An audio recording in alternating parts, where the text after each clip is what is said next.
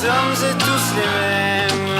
Macho mais chill, monde de nos vies est infidèle. So our event that we held at the Art Gallery of New South Wales and then down in Federation Square in Melbourne was all about how do we launch our new spring campaign, which is titled Fall in Love This Spring, to our retail ecosystem, but also how could we bring suppliers in, brands in and media agencies and other partners of this retail and fashion industry all together in a forum which really puts us Scentre Group at the heart of how we network this industry, and also begin the journey of having forums where we can provide a platform for thought leadership and where we can debate the issues which we're thinking about a lot around rethinking retail every step of the way. We had Yasmin, Sewell, a true world leader in understanding the intersection of fashion with retail, with physical and with digital. A good Aussie girl who's gone on to some great things globally, and we had her in conversation with the fashion editor of the Australian newspaper. When I decided to do the store, it was because I was looking at these stores that were in London in the late 90s, and they were really stiff and snobby, like think Pretty Woman, that, you know, classic scene. It was a bit like that, and I was like, this is not how it should be. Like, this is fashion that should be great and happy and about making customers feel incredible. And that was the basis of the store being upstairs in a private loft with no windows, no door, not because it was elitist, but because I wanted to create a homey sort of loft apartment environment. That also made it really cool, and it was all about service.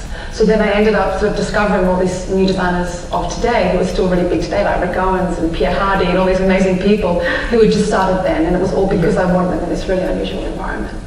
Tell us a little bit about the Liberty experience, because you were brought in there to kind of turn it around effectively. Yeah. What I always say that actually we did with that project, or what I think I was doing, was changing the energy in the store. I mean, yeah, there was all the new brands and all the, you know, but it was stale, and it's like they covered all the windows, and I was like, come on, like just open it up and clear things up and create space and create energy and light, make it feel different. I think it was more about a feeling. Yeah. And then the fashion came next. Yeah. And then I created this room called the Scarf Room, and Liberty was known for scarves back in the 60s, so I brought that back, and it's now super successful for them still. We did this first ever Hermes collaboration on scarves, we did all this great stuff, and we went into profit within the first year in the recession.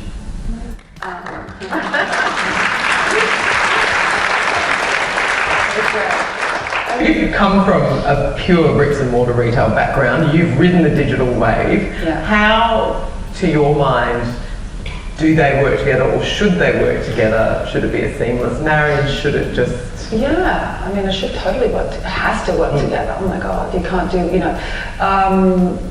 Absolutely, I think it's about online and offline, it's about how you work together. I mean, even with Farfetch, they've got this thing that's about to launch, the Store of the Future. So this is this augmented retail space, and you really have to think about everything. Yeah. You know, like the guys at Westfield, you know, they're doing, thinking about, it's about experience too. Everything we talked about was experience. We talked about a lot of food and that sort of thing earlier. Absolutely, yeah, it has to be, yeah. I mean, bricks and mortar for sure. It's still.